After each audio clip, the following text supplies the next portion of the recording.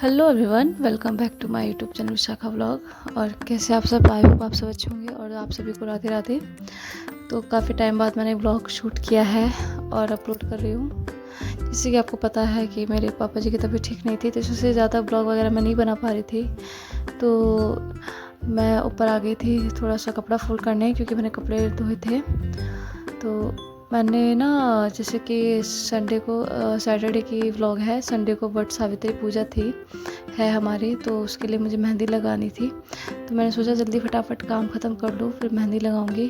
क्योंकि कोई ना कोई आता जाता रहता है घर में। जब जब से पता चला है कि पापा बीमार हैं, तो रिश्तेदार हैं तो वो आते जाते रहते हैं। तो कपड़े काफ़ी ज़्यादा हो जाते हैं मेरे को धोने के लिए।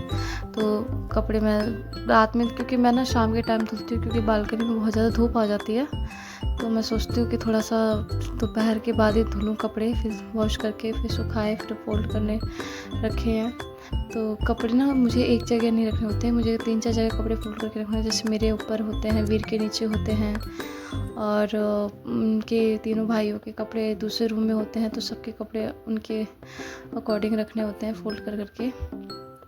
तो मेरा काम बहुत ज़्यादा हो जाता है पूरे दिन का, मैं थक जाती हूँ, क्योंकि ऊपर नीचे दोनों जगह का काम रहता है।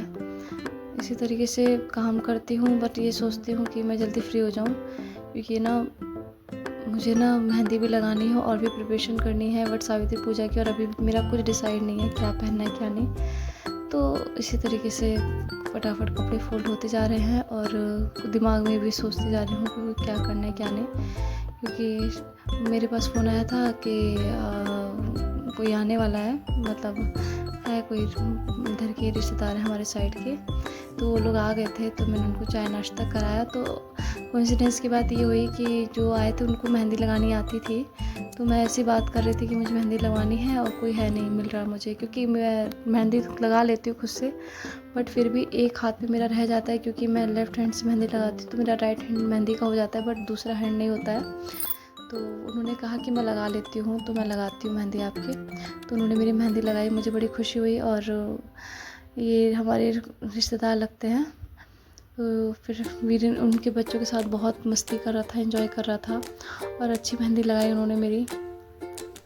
तो मुझे इतनी खुशी हो रही थी, क्योंकि ना कोई मिलता ही नहीं है मेहंदी लगाने के लिए आसपास में। और मुझे स्टिकर वाली मेहंदी बिल्कुल पसंद नहीं है, ऑप्शन भी होता है। तो वो वाली मेहंदी तो लग चुकी थी, तो फिर राइट हैंड में मैंने अपने आप से लगाई। तो ये मेरी मेहंदी हो रही थी कंप्लीट, अभी हुई नहीं थी, अभी थोड़ा बहुत मैंने लगा लिया था। फिर उसके बाद ये मेरी लग चुकी है इस हाथ की मेहंदी, और इसका कलर आ भी रहा था धीरे धीरे। तो फिर मुझे शाम को जाना था इनके साथ मार्केट, क्योंकि मेरे को बहुत टाइम हो गया था। तो ये है मेरी मेहंदी, कैसी लगी ज़रूर बताइएगा। और मैं ना मेहंदी की बुकिंग भी लेती हूँ बाहर के, और फिर मैं ऊपर आई वापस से मेहंदी दिखाने और भी काम करने थे, क्योंकि मुझे कपड़े वगैरह भी निकालने थे, क्या लेना है क्या नहीं पहनना है अपने लिए कल वट सावित्री के लिए। फिर उसके बाद पांडे जी ऑफिस से आए, उनके साथ मैं निकल गई मार्केट के लिए। तो वट सावित्री में पंखा लेना होता है, तो वो पंखा मैं ले रही थी। तो बहुत सारा सामान था, ले रही थी, बट उसकी वीडियोस वगैरह नहीं मिल पाई। और आपको मेरा ये व्लॉग कैसा लगा ज़रूर बताइएगा, क्योंकि आप लोग की सपोर्ट से ही मैं आगे बढ़ सकती हूँ। प्लीज़ मेरे को सपोर्ट कीजिए जितना हो सके। मैं मानती हूँ मैं न्यू कंटेंट क्रिएटर हूँ, बट फिर भी आप लोग सपोर्ट करेंगे तो सब कुछ हो जाएगा। और फिर मैं मार्केट गई थी मम्मी जी के लिए कुछ सामान लाने, जो कि मुझे उनको देना था। तो देना होता है अपने बड़ों को। तो मैं अपनी सासू माँ को हर साल, हर बार, हर त्यौहार पे कुछ ना कुछ देती रहती हूँ। अगर साड़ी नहीं देती हूँ तो कुछ ना कुछ मैं देती ही हूँ, बिना दिए पूजा कंप्लीट नहीं होती है। तो ये मम्मी जी के लिए साड़ी है।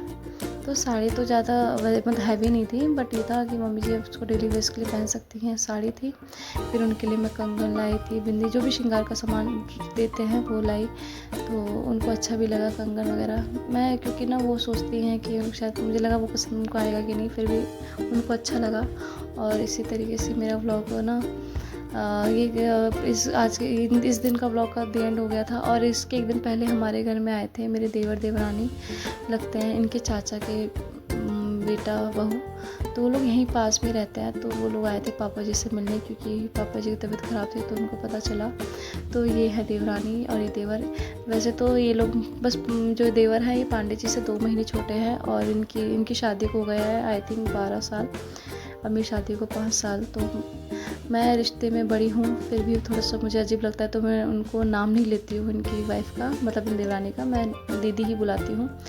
तो और मैं इनसे पैर भी नहीं छुआती, क्योंकि मुझे नहीं अच्छा लगता, मैं काफ़ी छोटी हूँ तो एज में भी, और थोड़ा सा मुझे अजीब लगता है। फिर उनके लिए मैंने पकौड़ी बनाई और एक तरफ चाय।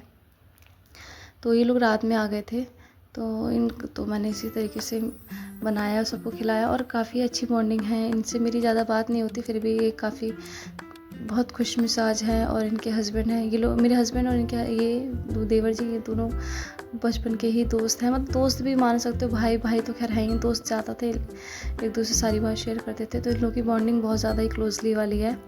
और फिर इन लोगों ने चाय नाश्ता जो भी पकौड़ी वगैरह खाई, और फिर ये लोग निकल गए घर के लिए। और इसी तरीके से मेरा व्लॉग होता है ख़त्म। और आपको कैसा लगा ज़रूर बताइएगा, और मैं आपको वट सावित्री वाला व्लॉग ज़रूर शेयर करूँगी। मिलते हैं नए व्लॉग में। राधे राधे सभी को।